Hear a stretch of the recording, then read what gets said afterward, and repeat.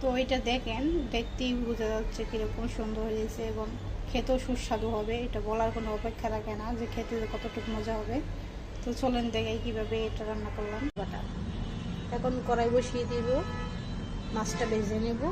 তো মাছটা ভাজা শেষ হলে এখন আমি পাতিলে কড়াইয়ের মধ্যে আবার মশলা কষিয়ে নেব ভালোভাবে। এখন মাছটা ভেজে নিচ্ছি,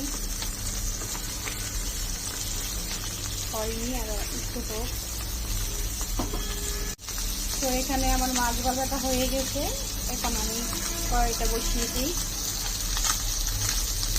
মশলাটা কষানোর জন্য। তো এইখানে আদা রসুন পেঁয়াজ বাটা কাঁচামরিচ বাটা সব কিছু, জিরা বাটা সব কিছু এখানে আমি একটু তেলের মধ্যে ভেজে নিচ্ছি। সামান্য তেলের মধ্যে ভালো করে ভেজে তারপর মশলাটা অ্যাড করব। এখানে মশলা বলতে জিরার গুঁড়া, মরিচের গুঁড়া, ধনিয়ার গুঁড়োই আর হচ্ছে লবণ দেব।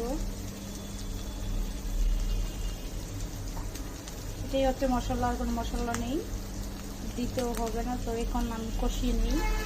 মশলাটা কষানো শেষ হয়ে গেছে, এখন টমেটোগুলো দিয়ে দিচ্ছি। তো টমেটোগুলো একটু কষিয়ে নেব এগুলোর সাথে।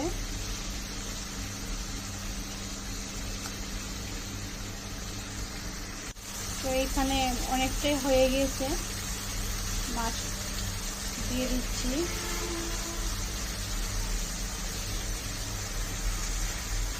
একটু নেড়ে চেড়ে নেবো, নিয়ে একটু ডেকে দেবো। তো দেখেন এইখানে আমার তরকারিটা হয়ে গেছে, অসম্ভব সুন্দর হয়েছে, দেখতেই দেখা যাচ্ছে। তো এখানে বাটা মশলাটা অ্যাড করাতে অনেক সুন্দর হয়েছে। তো এখানে আবার আমি টমেটোগুলো ভেঙে দিয়েছি, হালকা হালকা বলতে পারেন অনেকটাই ভেঙে দিয়েছি। তো কারণ আমার ইচ্ছে মতো আমি ভেঙে দিয়েছি। তো আপনারা চাইলে টমেটোগুলো একটু আস্তে আস্তে রাখতে পারেন, সিদ্ধ কম করতে পারেন। তো আমি এখানে ভেঙে দিয়েছি, কারণ ভেঙে দিলে এটা ঝোলটা একটু গাঢ় আসে এবং খেতেও অনেকটা মজা লাগে। টমেটোর একটা ফ্লেভার থাকে ঝোলটার মধ্যে এবং মাছের মধ্যেও থাকে, এই জন্য আমি ভেঙে দিয়েছি। আপনারা চাইলে ভেঙে দিতে পারেন। এখানে আমি সবসময় প্রত্যেক সময় আপনারা দেখেন আমার তরকারির মধ্যে আমি জাল কম দিই, শুকনো মরিচ কম দিই, কারণ আমার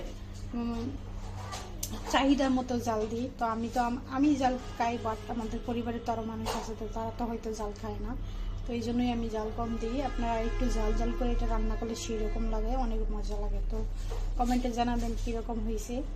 অবশ্যই ভিডিওটা ভালো লাগলে লাইক দিবেন, কমেন্ট করবেন এবং সাবস্ক্রাইব করবেন যারা এখনো করেননি। তো সবাই ভালো থাকবেন, সুস্থ থাকবেন।